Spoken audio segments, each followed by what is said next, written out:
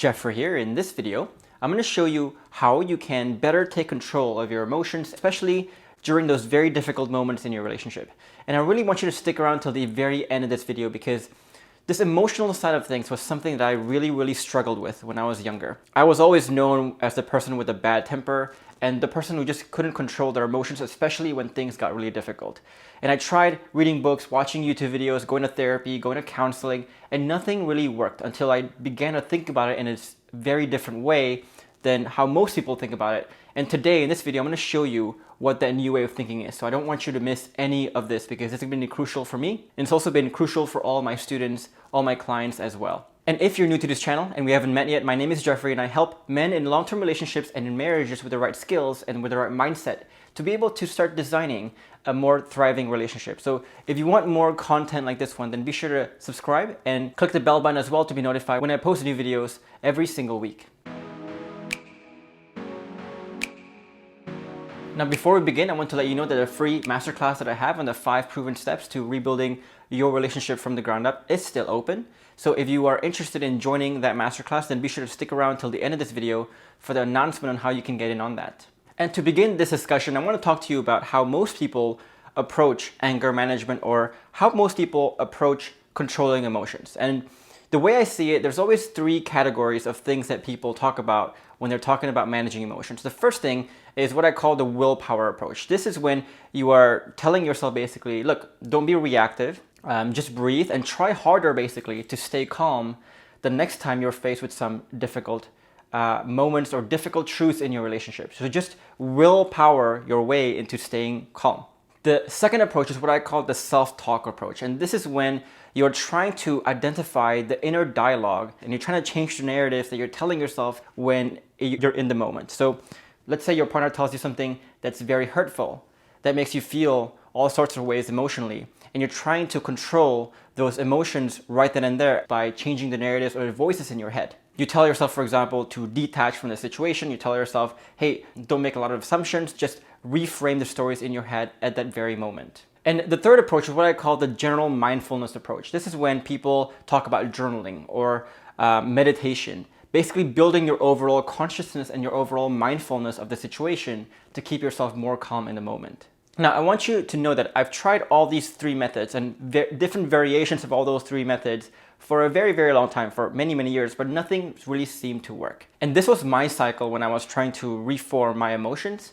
And I'm sure this cycle will be very familiar to you as well. So I would start by telling myself basically, okay, I've been meditating, I've been journaling, I've been learning how to reframe my inner dialogue, I've been, training my willpower to stay more patient, which is great. And so I tell myself next time, whatever comes, whatever curveballs my partner throws at me, whatever situations come at me, I'm going to use my willpower, this inner dialogue, all these things that I have to stay calm in the moment. Now, fast forward a week later, we go through some really difficult things with my partner. She says something that's really hurtful, and all it took was just one little event, one little thing that she says, and that would trigger me, and I would lose my shit. Then a few minutes later, I would realize that the inner dialogue would kick in, and I would realize, oh, dang it, I just messed up, and I regret it. And using that regret, I would tell myself again the next time, okay, next time I'm gonna have even more willpower, more inner dialogue, more presence, more mindfulness. But then the cycle just keeps repeating itself over and over again. So you stay stuck in this cycle of trying to use your willpower and basically pumping yourself up to stay calm the next time. Then something triggers you. You fail to stay calm in the moment. You regret it. You promise to try harder the next time. And the cycle just keeps going over and over again, and it never ended.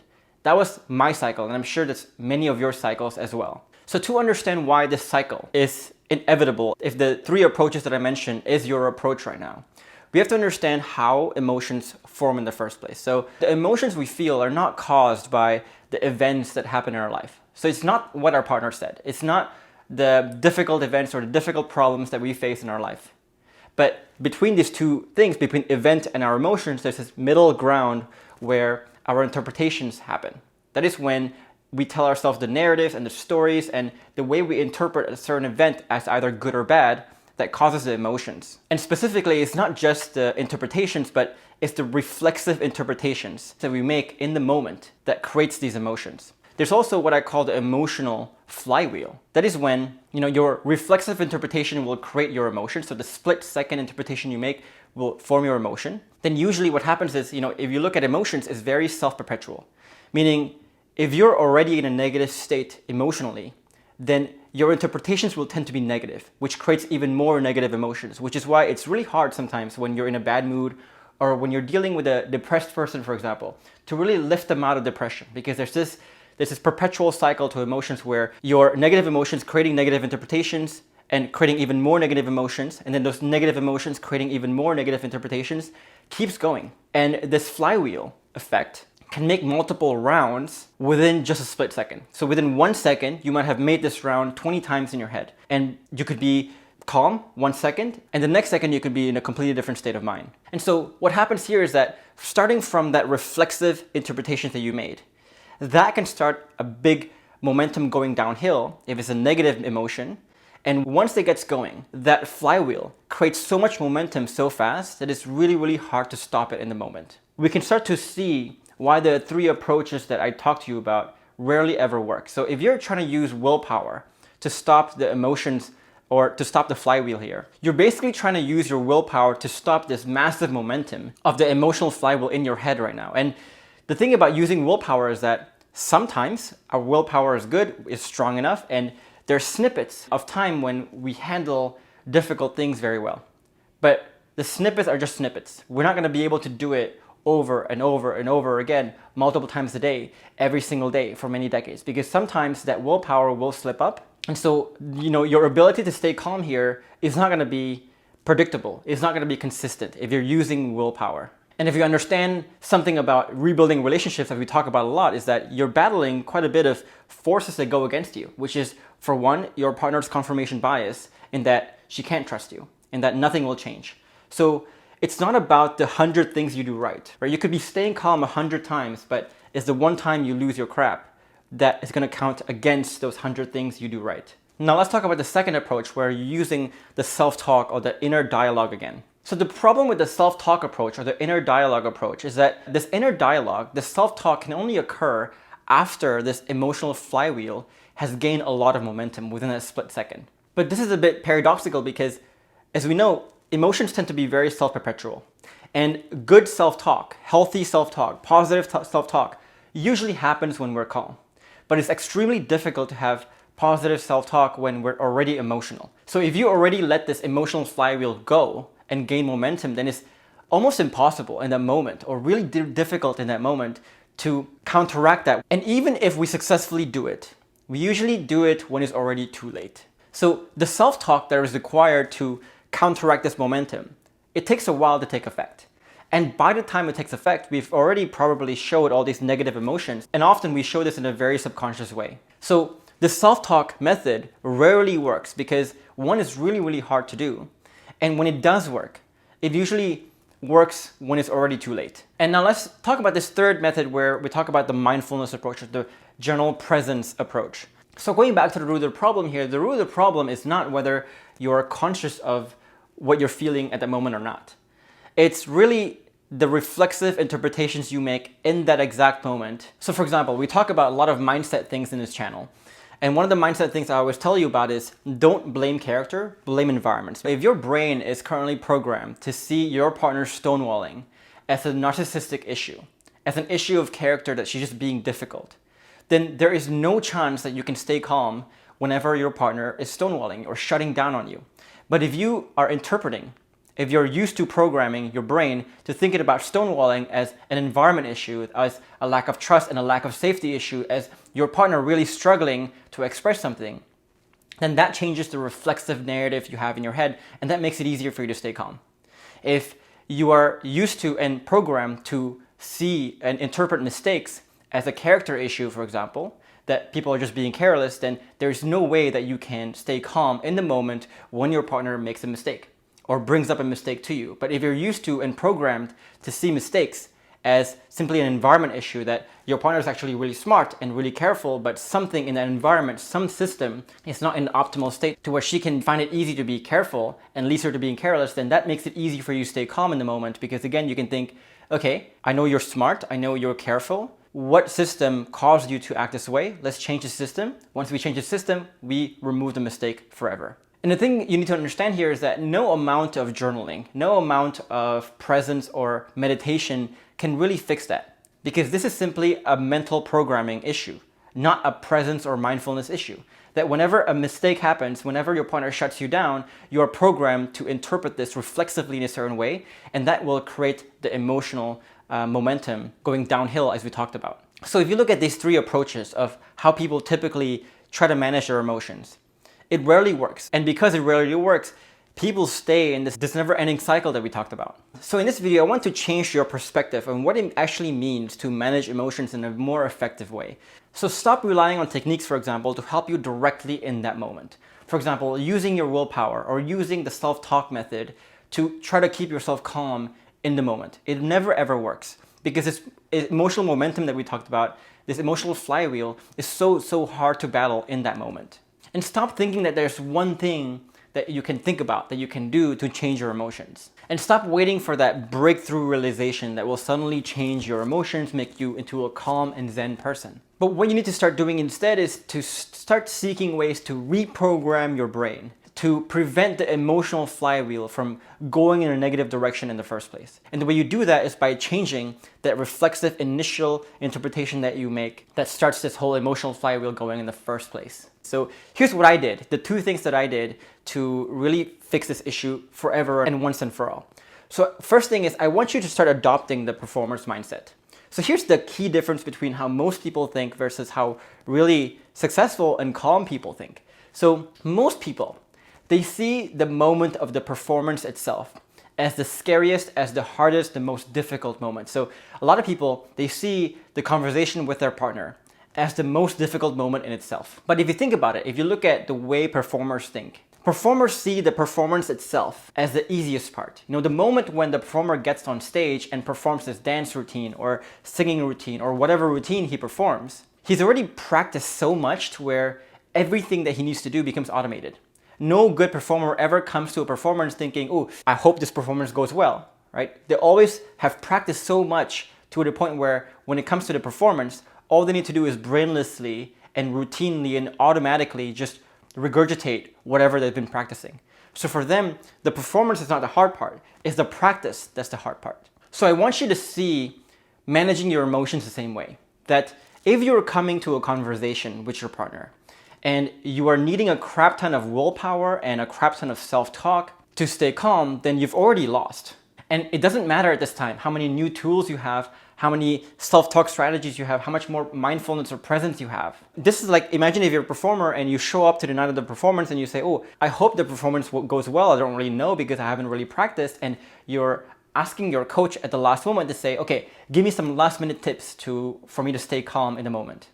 It doesn't work. None of the last minute tips will work. You know, if you look at dancers, again, singers, magicians, whatever it is, they always show up to every single performance. And they have this confidence about them, without a shadow of a doubt, that they can execute and play out the right performance successfully at that time. And they can do this no matter what curveballs or issues come their way, no matter how tired or how sick they are. Basically, they have programmed what they need to do so much that they can do it in their sleep. So when it comes to managing emotions, I really want you to start adopting the performance mentality. That you have to come to every conversation you have with your partner, not needing any willpower or not needing any self-talk strategies because you've already practiced them all. So how do you actually practice this stuff? What does it mean to practice this stuff? If you've been following me for a while, you'll know this concept of a bulletproof vest. That is when you can show up to every conversation, no matter what shots, no matter how many times your partner resists you, no matter what the insults she gives you, you can stay bulletproof on top of any of that, and you can stay calm and poised to play out the right processes to actually discover and so on. What you need to understand here is that the bulletproof vest that we talk about, it's not just one thought, it's not just one interpretation.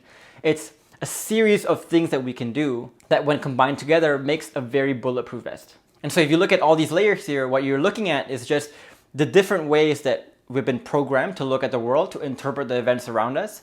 And I want us to reprogram the way we look at the world so that the instant reflexive interpretations that we have is now different.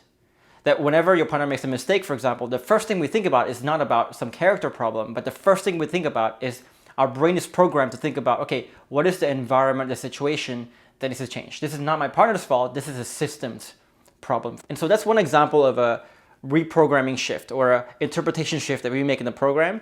And I want you to have many layers of this. And as you reprogram all the layers here, what happens is your whole bulletproof vest becomes stronger.